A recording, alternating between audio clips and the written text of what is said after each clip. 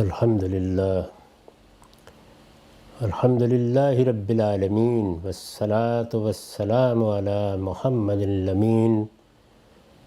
اعوذ باللہ من الشیطان الرجیم بسم اللہ الرحمن الرحیم۔ خواتین، ہم سورہ اعراف کی آیت 106 سے درس کی ابتدا کر رہے ہیں۔ یہ وہی سلسلہ ہے جس میں اللہ تعالیٰ تاریخ سے استدلال کر کے یہ بتا رہے ہیں کہ رسولوں کی دعوت کیا ہوتی ہے، وہ جب آ جاتے ہیں تو ان کی قوموں کے ساتھ کیا معاملہ ہوتا ہے، اور اللہ تعالیٰ کا وہ خاص قانون کیا ہے جس کے تحت وہ قوموں کے لیے زمین پر عدالت لگا دیتے ہیں۔ اس سلسلے میں پچھلے پیغمبروں کی سرگزشتیں سنائی گئیں، پھر ان پر تبصرہ کیا گیا، اور اب سیدنا موسیٰ کی سرگزشت زیر بحث ہے۔ اس میں ہم یہاں تک پہنچ گئے تھے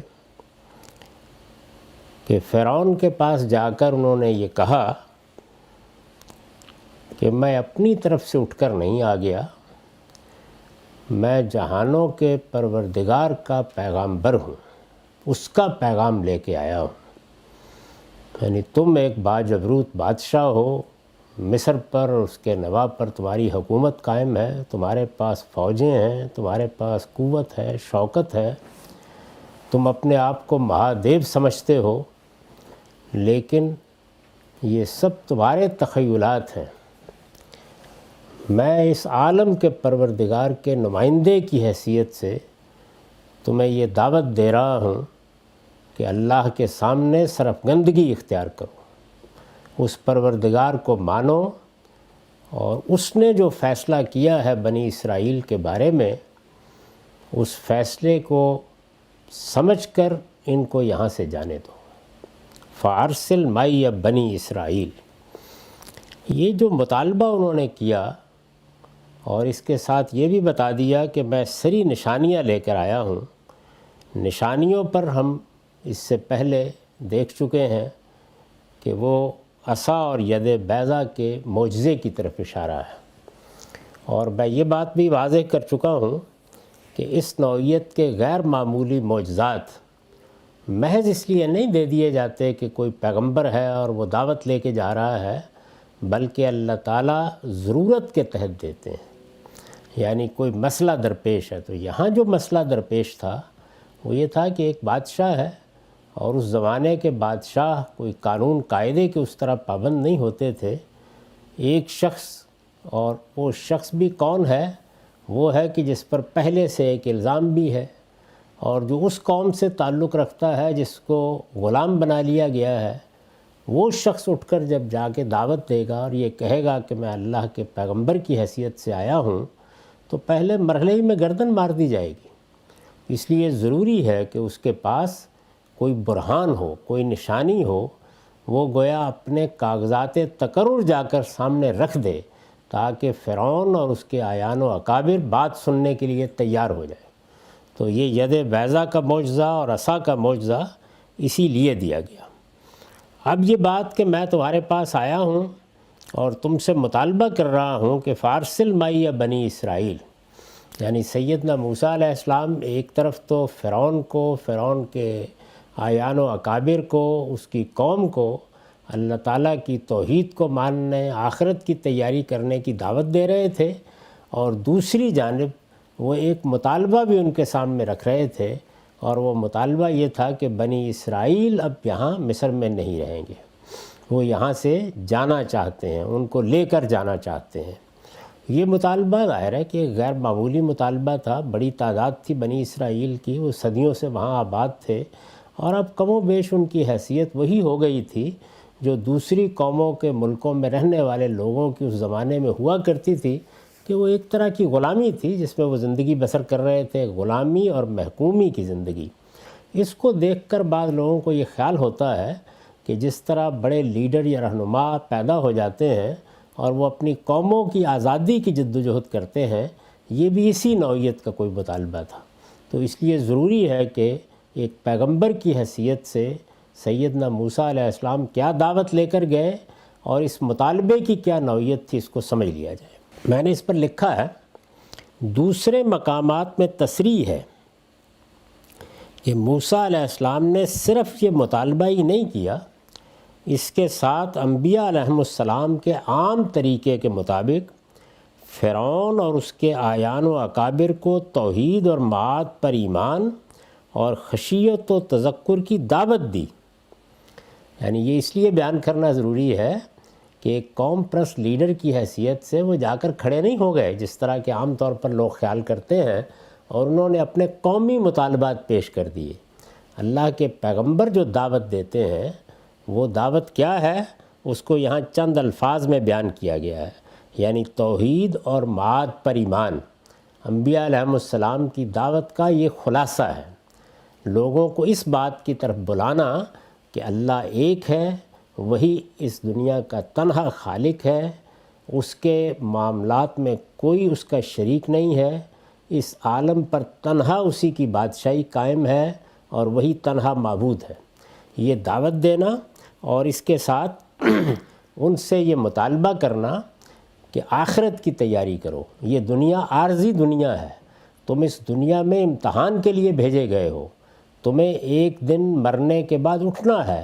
اور تمہیں ایک نئی زندگی کی طرف لوٹایا جائے گا۔ تو اس زندگی کی منادی کرتے ہیں انبیاء علیہم السلام، یہ انہوں نے کیا۔ اور خشیت و تذکر کی دعوت دوسری جگہوں پر یہ انہی الفاظ میں بیان ہوئی ہے، نصیحت حاصل کرو، اپنے وجود پر غور کرو، اپنے طرز عمل کا جائزہ لو، اپنے آپ کو خدا بنائے بیٹھے ہو، ذرا غور کرو تمہاری کیا حیثیت ہے، انسان کی اس حیثیت کو پہچانو جس کے ساتھ وہ اس دنیا میں بھیجا گیا ہے، اور وہ کیا حیثیت ہے، وہ ابدیت کی ہے، بندگی کی۔ یعنی میں اس زمین پر انسان ہونے کے لحاظ سے جو کچھ بھی اپنی برتری کا افسانہ کہوں، لیکن خدا کے مقابلے میں ایک بندہ ہوں، اور اپنی بندگی کا اعتراف کرنا، اپنی ابدیت کے شعور کے ساتھ جینا، اسی سے جو رویہ پیدا ہوتا ہے اس کو خشیت کہا جاتا ہے۔ یعنی آدمی یہ محسوس کرے کہ میں یہاں دنیا میں اپنے آپ آیا نہیں ہوں، میں دنیا میں کوئی بڑی چیز نہیں ہوں، میں اللہ تعالیٰ کے مقابلہ کرنے کے لیے نہیں اٹھا، میں اس کی ایک مخلوق ہوں، اور وہ میرا مالک ہے، میرا آقا ہے، اور میری حیثیت اس کے بندے اور غلام کی ہے۔ تو خشی اور تذکر کی دعوت دی، اور اپنے غیر معمولی معجزات سے ان پر اتمام حجت بھی کر دیا۔ یعنی انہوں نے جو معجزات دکھائے اس کے نتیجے میں حجت پوری ہو گئی، حق واضح ہو گیا، کوئی ابہام باقی نہیں رہا۔ دوسری جگہوں پر ان سب چیزوں کی تفصیل ہے قرآن مجید میں، اور معلوم ہے کہ اس میں ایک بڑی ہی مؤثر تقریر اس شخصیت کی ہے جس نے عین دربار میں کھڑے ہو کر آخری مرحلے میں لوگوں کو توجہ دلائی ہے کہ تم خدا کے پیغمبر کے ساتھ کیا کر رہے ہو اور اپنی قبر کس طریقے سے کھود رہے ہو۔ تو ہر لحاظ سے گویا حجت پوری ہو گئی، حق واضح ہو گیا، اور جب یہ سب ہو گیا جس کے نتیجے میں وہ عذاب الہی میں گرفتار ہوئے، یعنی اس درجے میں واضح ہو گیا کہ پھر اللہ تعالیٰ کا فیصلہ آ گیا، جس طرح کے رسولوں کے اتمام حجت کے بعد اللہ تعالیٰ کا فیصلہ آیا کرتا ہے۔ یہ رسولوں کے اتمام حجت کو بھی بہت اچھی طرح سمجھ لینا چاہیے کہ اس میں رسول کی اپنی شخصیت اور اس شخصیت کے ساتھ اللہ تعالیٰ کی مائیت کا ظہور، یعنی یہ احساس کہ یہ خدا کا بندہ ایک عام انسان کی حیثیت سے کھڑا ہوا بات نہیں کر رہا، بلکہ جیسے کہ پیچھے الفاظ استعمال ہوئے کہ رسول من رب العالمین ہے، یعنی جہانوں کے پروردگار کی طرف سے مقرر ہو کر آیا ہے۔ تو جب مقرر ہو کر آیا ہے تو پھر اللہ تعالیٰ گویا ساتھ کھڑے ہیں، تو ان کی مائیت کا ظہور ہوتا ہے۔ یہ مائیت کا ظہور تائید میں ہوتا ہے، نصرت میں ہوتا ہے، معجزات میں ہوتا ہے، پیشین گوئیوں کے درست ثابت ہونے میں ہوتا ہے، دشمنوں کی شکست کی صورت میں ہوتا ہے۔ تو اللہ تعالیٰ کی مائیت کا جو ظہور پیغمبر کے ساتھ ہوتا ہے وہ بنیادی طور پر حجت کو پورا کرنے کا ذریعہ بنتا ہے۔ تو یہاں یہ سب معاملات ہوئے، قرآن مجید نے اس کو چند لفظوں میں بیان کیا ہے، بعض جگہوں پر اس کی تفصیل کی ہے، وہ کن مراحل سے گزرے وہ بیان کیے ہیں، اور اگر آپ بائبل کا مطالعہ کریں تو پھر اس کی بہت سی تفصیلات سامنے آ جاتی ہیں، یعنی گفتگویں کیا ہوئیں، باتیں کیا ہوئیں، کتنا عرصہ اس میں لگا، یہ سب تفصیلات وہاں بھی موجود ہیں اور قرآن مجید کے دوسرے مقامات سے بھی واضح ہوتی ہیں۔ تو یہاں میں نے اس کو بیان کیا ہے کہ انہوں نے جا کے دعوت دی اور اپنے غیر معمولی معجزات سے ان پر اتمام حجت بھی کر دیا، جس کے نتیجے میں وہ عذاب الہی میں گرفتار ہوئے۔ یہ ایک پہلو تھا، یعنی فرعون اور اس کے اعیان و اکابر کے سامنے پیغمبر کی دعوت آ گئی، ایمان کی دعوت، معاد کی دعوت،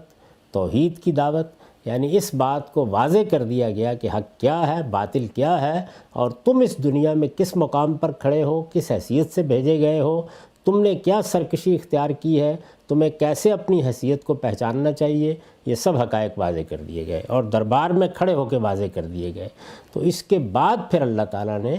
فرعون اور اس کے اعیان و اکابر کے لیے عذاب کا فیصلہ کیا۔ یہ ایک پہلو ہے ان کی بعثت کا۔ بنی اسرائیل کو اپنے ساتھ لے جانے کا یہ مطالبہ بھی، یعنی یہاں چونکہ اجمال کے ساتھ یہ کہا ہے کہ جیسے ہی وہ گئے اور انہوں نے توحید کی دعوت دی اور یہ کہا کہ میں اللہ کی طرف سے آیا ہوں، تو ساتھ ہی یہ مطالبہ بھی سامنے رکھ دیا کہ فارسل مائی بنی اسرائیل۔ یہ مطالبہ بنی اسرائیل کو اپنے ساتھ لے جانے کا یہ مطالبہ بھی معاذ اللہ کسی قوم پرست لیڈر کی طرف سے اپنی قوم کو غلامی سے چھڑانے کا مطالبہ نہیں تھا۔ اگر ایک قوم پرست لیڈر اپنی قوم کی تربیت کرتا ہے، اس کو غلامی سے نکالنا چاہتا ہے، اس کے لیے آزادی کی راہ ہموار کرنا چاہتا ہے، اس کے لیے حق خود ارادی کا مطالبہ کرتا ہے، تو یہ سب چیزیں اپنی جگہ پر درست ہو سکتی ہیں، ان کی مذمت مقصود نہیں ہے، لیکن یہ پیغمبروں کا کام نہیں ہے، یعنی وہ اس کام کے لیے نہیں آتے۔ بنی اسرائیل کو اپنے ساتھ لے جانے کا یہ مطالبہ بھی معاذ اللہ کسی قوم پرست لیڈر کی طرف سے اپنی قوم کو غلامی سے چھڑانے کا مطالبہ نہیں تھا، بلکہ خدا کی اس اسکیم کو بروئے کار لانے کے لیے کیا گیا تھا جس کے تحت سیدنا ابراہیم علیہ السلام کی ذریت کو عالمی سطح پر ابلاغ دعوت اور اتمام حجت کے لیے منتخب کیا گیا۔ یہ بات قرآن مجید نے جگہ جگہ واضح کی ہے، اس کی پوری داستان سنائی ہے، یہ بتایا ہے کہ ایک خاص مرحلے پر، تاریخ کے خاص مرحلے پر اللہ تعالیٰ نے نبوت و ہدایت کے لیے اپنی اسکیم میں ایک بڑی تبدیلی کی۔ پہلے تو یہ ہوتا تھا کہ ہر قوم اور ہر قبیلے کی طرف اور ہر بستی کی طرف اللہ تعالیٰ الگ سے اپنا رسول بھیج دیتے تھے، اور وہ رسول ان کے سامنے جا کر وہی کام کرتا تھا جو یہاں سیدنا موسیٰ کے حوالے سے بیان ہو رہا ہے، یعنی دعوت دی جائے، استدلال کیا جائے، معجزات دکھائے جائیں، اللہ تعالیٰ کی مائیت کا ظہور ہو، پھر اس کے بعد اس قوم کا فیصلہ اسی دنیا میں سنا دیا جائے۔ یہ رسول جن قوموں کی طرف بھیجے گئے ان کی سرگزشتیں ہم پیچھے پڑ چکے ہیں، لیکن سیدنا ابراہیم علیہ السلام کی بعثت کے بعد اللہ تعالیٰ نے اپنی اسکیم میں ایک تبدیلی کی۔ ظاہر ہے کہ یہ تبدیلی دنیا کے حالات میں تبدیلی کے لحاظ سے کی گئی۔ اس سے پہلے قومیں الگ الگ تھیں، بکھری ہوئی تھیں، ان کے مابین ربط و نظام کی صورتیں نہیں تھیں، لیکن اب سلطنتوں کا دور شروع ہو رہا تھا۔ تو اس میں اللہ تعالیٰ نے یہ فیصلہ کیا کہ ابراہیم علیہ السلام کی ذریت کو اب ایک خاص علاقے میں آباد کیا جائے گا، اس علاقے کو توحید کا مرکز بنایا جائے گا، اور ایک پوری کی پوری قوم کو یہ ذمہ داری دی جائے گی کہ وہ اللہ کے دین کی شہادت لوگوں پر قائم کرے۔ اس کے لیے نبوت کا سلسلہ بھی بتدریج انہی میں خاص کر دیا گیا۔ یہ اسکیم ہے، اسی کو قرآن مجید نے بیان کیا ہے کہ اب ہم نے فیصلہ کیا ہے کہ انی جاعلک للناس اماما، یعنی اب میں دنیا کے لوگوں کے لیے، ابراہیم علیہ السلام کے بارے میں کہا گیا کہ آپ کی امامت کا اعلان کر رہا ہوں، آپ کی حیثیت اب قوموں کے لیے دین کے امام کی ہے، پیغمبر آپ کی ذریت میں سے آئیں گے، اور بتدریج آپ ہی کی نسل، آپ ہی کی ذریت، آپ ہی کی اولاد اب دین کی دعوت کے لیے خاص ہو جائے گی۔ اسی کو دوسری جگہ واضح کیا ہے کہ ان اللہ اصطفیٰ آدم و نوحا و آل ابراہیم و آل عمران علی العالمین، یعنی پہلے مرحلے میں آدم و نوح یہ مثال دی ہے، دوسرے پیغمبر بھی ہیں، وہ الگ الگ اللہ کی طرف سے نبوت لے کر آتے اور لوگوں پر اللہ کی حجت پوری کرتے تھے، لیکن پھر آل ابراہیم اور آل عمران یہ بھی اسی کا حصہ ہے،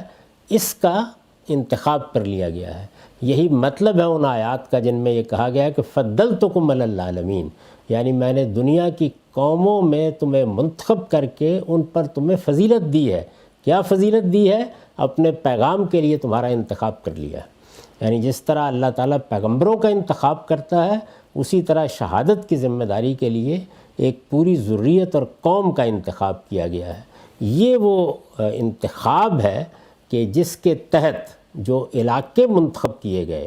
ان میں سے ایک جزیرہ نما عرب تھا اور دوسرا کنعان کا علاقہ تھا، جسے اب ہم فلسطین کہتے ہیں۔ سیدنا ابراہیم کی ذریت میں سے 2 شاخوں کا انتخاب کیا گیا، یعنی پہلے بنی اسرائیل کا اور اس کے بعد بنی اسماعیل کا۔ بنی اسماعیل کا انتخاب چونکہ صدیوں بعد ہونا تھا، تو اس لیے ان کو ایک ایسے علاقے میں آباد کیا گیا کہ یہاں وہ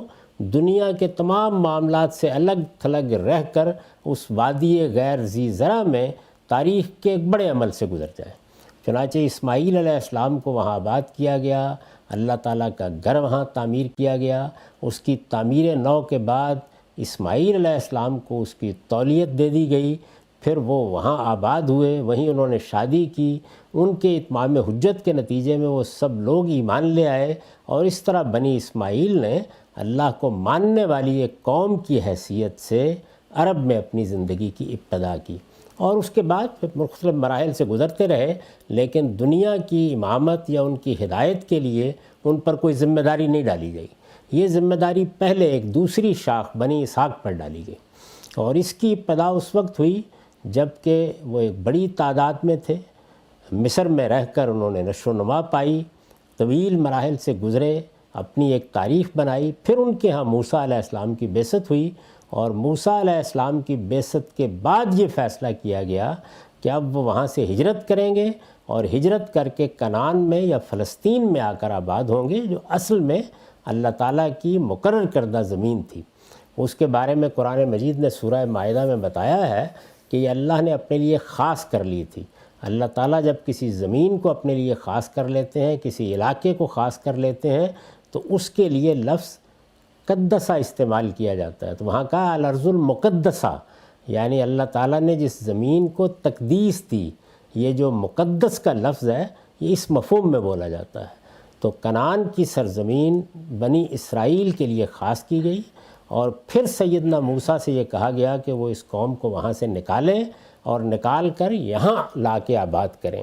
آباد کرنے کے کیا مراحل ہوں گے، کس طرح وہاں کی دوسری قوموں کے ساتھ معاملہ کیا جائے گا، وہ ایک لمبی بحث ہے، اور وہ اپنے وقت پر کی جائے گی۔ اس کے مواقع بھی قرآن مجید میں آئیں گے۔ یہاں صرف بتانا یہ مقصود تھا کہ یہ ایک قوم کو ایک رہنما کی حیثیت سے غلامی سے نکالنے کا معاملہ نہیں تھا، بلکہ بنی اسرائیل جس ذمہ داری کے لیے منتخب کیے گئے تھے، اس ذمہ داری کے لیے ان کو وہاں سے نکال کر لا کر فلسطین میں آباد کرنے کا معاملہ تھا۔ یہ خالص ایک دینی مشن تھا، اور بہت بڑا مشن تھا۔ یعنی اب دنیا کی تاریخ ایک بالکل دوسرے رخ پر آگے بڑھنے والی تھی۔ سیدنا ابراہیم علیہ السلام کی ذریت کو اس میں ایک غیر معمولی کردار ادا کرنا تھا۔ اب یہ ضروری تھا کہ انبیاء کا سلسلہ ان میں جاری کیا جائے، اور توحید کا ایک مرکز بنا کر وہ اس فلسطین کی سرزمین سے ساری دنیا کو، قوموں کو حق کی دعوت دیں۔ یہ دعوت ہی کا عمل تھا، یہ شہادت حقی کا عمل تھا،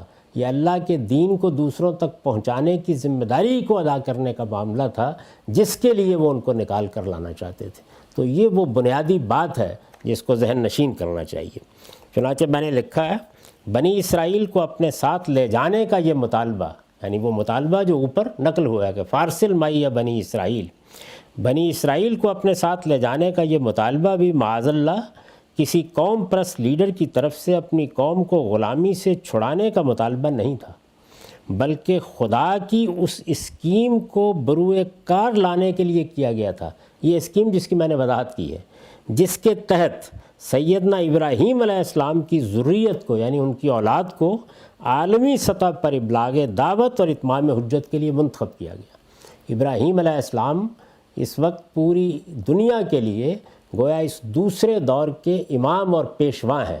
ان کی اولاد کا انتخاب کیا گیا۔ بنی اسماعیل بھی انہی کی اولاد ہیں، بنی اسرائیل بھی انہی کی اولاد ہیں۔ تو بنی اسرائیل کو جب یہ ذمہ داری دی گئی کہ وہ عالمی سطح پر ابلاغ دعوت کا کام کریں، یعنی اللہ کا پیغام اور اس کی دعوت پہنچائیں اور لوگوں پر اس کے نتیجے میں اللہ کی حجت پوری کی جائے، اس کے لیے منتخب کیا گیا۔ اس اسکیم کے مطابق یہ ضروری تھا کہ انہیں ایک خاص علاقے میں آباد کر کے وہاں دعوت حق کا مرکز قائم کیا جائے۔ جب ایک پوری قوم کو یہ ذمہ داری دی جائے گی تو پھر ظاہر ہے کہ اس قوم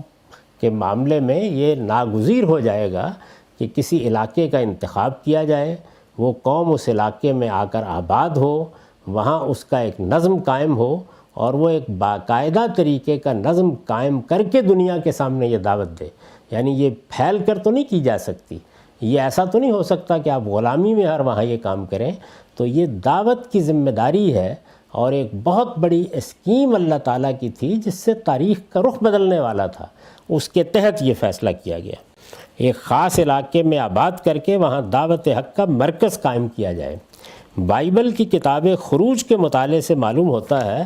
کہ موسیٰ علیہ السلام نے یہ پوری اسکیم فرعون اور اس کے درباریوں کے سامنے واضح نہیں فرمائی، یعنی اس کو بیان کرنا ضروری نہیں سمجھا۔ یہ ہم قرآن مجید کی تصریحات سے اور بعض دوسرے مقامات سے سمجھتے ہیں، اور پھر جو کچھ بعد میں ہوا اور جس طرح سے وہ نکلے اور جس طرح کا مشن ان کو دیا گیا اس کی تفصیلات کتاب استثناء میں بھی ہیں اور خروج میں بھی ہیں۔ اگر ان کی تفصیلات کو آپ دیکھیں تو یہ بالکل واضح ہو جاتا ہے کہ اللہ تعالیٰ کے پیش نظر کیا تھا۔ قرآن مجید نے تو اس کو ہر پہلو سے واضح کر دیا ہے۔ تو یہ پوری اسکیم فرعون اور اس کے درباریوں کے سامنے موسیٰ علیہ السلام نے واضح نہیں فرمائی، بلکہ صرف اتنا کہا کہ وہ قربانی کی عبادت کے لیے 3 دن کی راہ بیابان میں جانا چاہتے ہیں۔ یعنی انہوں نے یہ کہا کہ ہم یہاں سے نکلنا چاہتے ہیں، ہمیں ایک ایسی عبادت کرنی ہے جو یہاں کرنی ممکن نہیں، اس لیے کہ جس چیز کی قربانی کرنا پیش نظر ہے اس کی قربانی اگر مصر میں کی گئی تو وہاں کے لوگ انہیں سنسار کر دیں گے۔ بائبل میں اتنی بات بیان ہوئی ہے، یہ بات انہوں نے کہی اور یہ مطالبہ کیا کہ ہم یہ عبادت کرنے جانا چاہتے ہیں، ہمیں جانے دیا جائے۔ آگے کچھ نہیں کہا کہ ہم واپس آئیں گے نہیں آئیں گے، کیا صورت ہوگی، بس اتنی بات انہوں نے بیان کی۔ پیش نظر یہ تھا کہ یہاں سے نکلیں، غلامی کی زندگی ختم ہو، اس کے بعد پھر اپنی قوم کے سامنے بھی اس مشن کی وضاحت کی جائے جس کے لیے اللہ تعالیٰ نے ان کا انتخاب کیا تھا۔ تو یہ اس طریقے سے ہوا۔ سو بنی اسرائیل کو میرے ساتھ جانے دو، فارسل مائی یا بنی اسرائیل قال ان کنت جئت بآیۃ فات بہا ان کنت من الصادقین۔ اب یہ مطالبہ کیسے سامنے رکھا گیا، کس طرح مختلف مراحل سے گزرا، پھر کیسے پورا ہوا،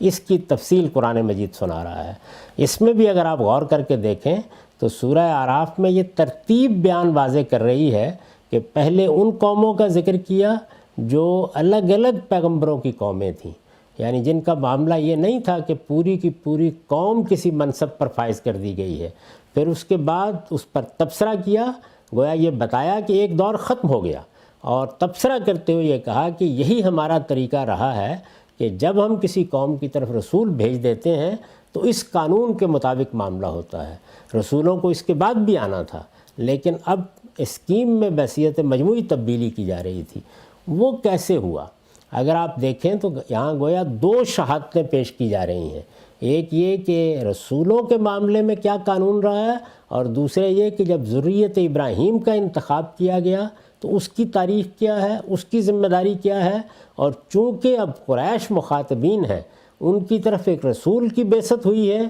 رسول کی بعثت کے بعد خدا کی عدالت کس طرح زمین پر لگتی ہے، اس کے لیے وہ پہلا حصہ ضروری تھا۔ وہ اب جس منصب پر فائز کیے جانے والے ہیں وہ شہادت حق کا وہی منصب ہے جس پر بنی اسرائیل کم و بیش 1500 سال تک فائز رہے۔ تو یہ بتانا ضروری تھا کہ وہ اس منصب کی ذمہ داریوں کو سمجھیں اور یہ جانیں کہ یہ معاملہ کس طریقے سے ہوا تھا۔ بنی اسرائیل کے بارے میں جو کچھ بھی قرآن مجید میں بیان ہوتا ہے یا ان کی تاریخ سنائی جاتی ہے وہ اصل میں بنی اسماعیل کو یہ بتانے کے لیے سنائی جاتی ہے کہ یہ ذمہ داری ہم نے پوری ذریت ابراہیم پر ڈالی تھی۔ ذریت ابراہیم کی ایک شاخ کے ساتھ یہ معاملات ہوئے، اب تم اس منصب پر فائز کیے جا رہے ہو، یعنی بنی اسماعیل رسالت مآب صلی اللہ علیہ وسلم کی قوم، تو اب تم فائز کیے جا رہے ہو تو اس تاریخ کو اپنے سامنے رکھو۔ یہ معاملہ چونکہ ذریت ابراہیم کی 2 شاخوں کا ہے، یعنی بنی اسرائیل جن کا پہلے انتخاب کیا گیا، بنی اسماعیل جن کا اب قیامت تک کے لیے انتخاب کیا گیا ہے۔ یہی سبب ہے کہ قرآن مجید کا پہلا باب بنی اسرائیل کی سرگزشتوں سے شروع ہوتا ہے، اس میں ان پر حجت تمام کی گئی ہے، ان کی تاریخ انہیں سنائی گئی ہے، اور پھر بنی اسماعیل کو یہ بتایا گیا ہے کہ اب تم ایک نئی امت کی حیثیت سے یہ ذمہ داری انجام دو گے، اس ذمہ داری کو پورا کرو گے۔ تو یہ بات جب ہوئی اس وقت کیا ہوا، اس کی ابتدا کہاں سے ہوئی؟ اس لیے یہاں معاملہ رسالت کی دعوت کی تفصیل کو حذف کر کے شروع کر دیا گیا ہے، وہ اس سے پہلے آ چکی۔ یہاں معاملے کی ابتدا یہاں سے کی گئی ہے کہ بنی اسرائیل کے ساتھ یہ معاملہ کیسے ہوا۔ تو اب یہ فرمایا کہ قال ان کنت جئت بآیۃ فأت بہا ان کنت من الصادقین۔ جب یہ مطالبہ انہوں نے کیا تو اس نے یعنی فرعون نے کیا جواب دیا؟ اس نے کہا اگر کوئی نشانی لے کر آئے ہو تو اسے پیش کرو، یعنی میں تمہیں کیا حیثیت دیتا ہوں؟ تم یہ کہہ رہے ہو کہ میں رب العالمین کا رسول ہوں، اس کی طرف سے آیا ہوں، تو کوئی نشانی ہے تمہارے پاس تو پیش کرو۔ ان کنت جئت بآیۃ، تو لے آؤ، ان کنت من الصادقین، اگر فی الواقع تم سچے ہو۔ فألقى عصاہ، اس پر موسیٰ نے اپنی لاٹھی زمین پر ڈال دی، تو کیا ہوا؟ فإذا ہی ثعبان مبین، تو یکایک وہ ایک جیتا جاگتا اژدہا تھا۔ ونزع یدہ فإذا ہی بیضاء للناظرین، اور اس نے اپنا ہاتھ آستین سے کھینچا تو دیکھنے والوں کے لیے وہ دفتن چمکتا ہوا نکلا۔ یعنی یہ دونوں نشانیاں، یہ دونوں معجزات جن کو قرآن مجید نے دوسری جگہ برہانان کہا ہے، یہ انہوں نے پیش کر دی۔ اس سے پہلے یہ بیان ہو چکا ہے کہ جس وقت ان کو نبوت دی گئی تھی تو اسی موقع پر انہوں نے اپنی یہ معذرت پیش کر دی تھی کہ میں تو وہاں پر ایک ان کے خیال کے مطابق بڑا گناہ کر کے نکلا ہوا ہوں، تو میں وہاں جاؤں گا تو مجھ سے تو وہ اس کے بدلے ہی میں سب سے پہلے مواخذے کا معاملہ شروع کر دیں گے، تو میں کس طرح جا کے فرعون کے سامنے یہ بات رکھوں اور یہ مطالبہ اس سے کروں؟ تو اللہ تعالیٰ نے یہ دو نشانیاں ان کو دی تھیں، وہ انہوں نے دونوں کی دونوں پیش کر دیں۔ اس میں جو ثعبان مبین کے الفاظ استعمال کیے ہیں اس کے بارے میں لکھا ہے، یعنی ایسا کھلا اژدہا کہ جس میں ذرا کسی شبہ کی گنجائش نہ ہو۔ آیت میں ثعبان کے ساتھ مبین کی صفت اسی مفہوم کے لیے لائی گئی ہے، یعنی ایسا نہیں تھا کہ بس ایک فریب کسی صورت پیدا ہوئی یا ایک متخیلے پر اثر ہوا، بلکہ ایسا اژدہا کہ جس کے بارے میں کوئی تردد ہی نہ کسی شخص کو ہو، دیکھنے کے بعد وہ پکار اٹھے کہ یہ تو جیتا جاگتا وہی اژدہا ہے۔ اور اس نے اپنا ہاتھ آستین سے کھینچا، یہ جو آستین سے کھینچا تو اب کیا ہوا، یعنی اس طرح ہاتھ بغل میں ڈالا اور کھینچا، باہر کیا تو دیکھا کہ وہ بالکل چمکتا ہوا نکلا ہے، جیسے چاند نکل آیا ہے۔ تو اس کے بارے میں ہے کہ اصل الفاظ ہیں بیضاء للناظرین۔ نظرہ کا لفظ عربی زبان میں اصلاً غور و تأمل کے ساتھ دیکھنے کے لیے آتا ہے۔ مدعا یہ ہے کہ ہاتھ میں جو چمک ظاہر ہوئی وہ محض فریب نظر کی نوعیت کی نہیں تھی، بلکہ غور و تأمل سے دیکھا جائے تو صاف واضح ہو جاتا تھا کہ اس کی تابانی بالکل اصلی اور حقیقی ہے۔ یعنی جس طریقے سے عصا کے بارے میں یہ کہا کہ وہ جب سانپ بنا تو وہ ثعبان مبین تھا، یعنی ایسا واضح، ایسا کھلا ہوا اژدہا تھا کہ کوئی تردد کسی دیکھنے والے کو نہیں ہو سکتا تھا۔ تو یہاں بھی یہ بتایا ہے کہ وہ بیضاء للناظرین تھا، یعنی غور و تأمل سے دیکھا جائے تو یہ معلوم ہو جاتا تھا کہ ہاتھ فی الواقع ایک ماہ و آفتاب بن گیا ہے، چمکتا ہوا ہاتھ۔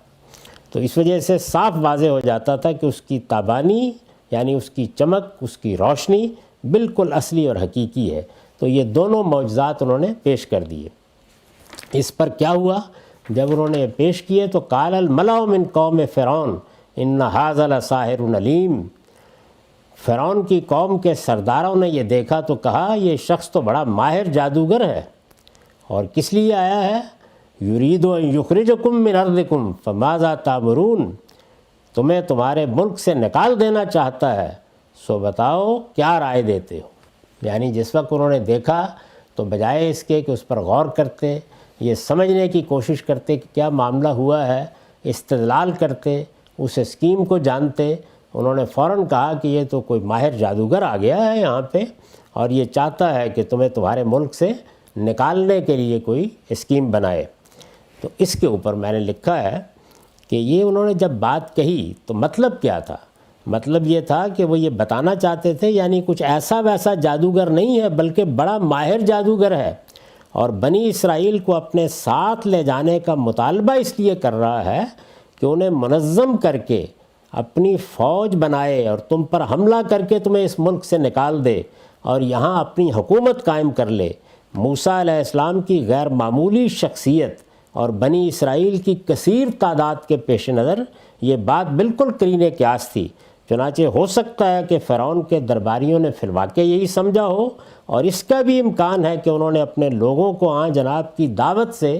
برگشتہ کرنے کے لیے یہ اشغلہ اسی طریقے پر چھوڑا ہو جس طرح کہ ہر دور کے ارباب اقتدار کا شیوا رہا ہے۔ یعنی اس کا بھی امکان ہے اور اس کا بھی امکان، بہرحال انہوں نے بات یہ کہی کہ یہ تو غالباً ہمیں یہاں سے نکالنا چاہتے ہیں۔ اس کے بعد کیا ہوا اس کا مطالعہ اگلی نشست میں کریں گے۔ اقول قولی ھذا واستغفر اللہ لی ولکم ولسائر المسلمین۔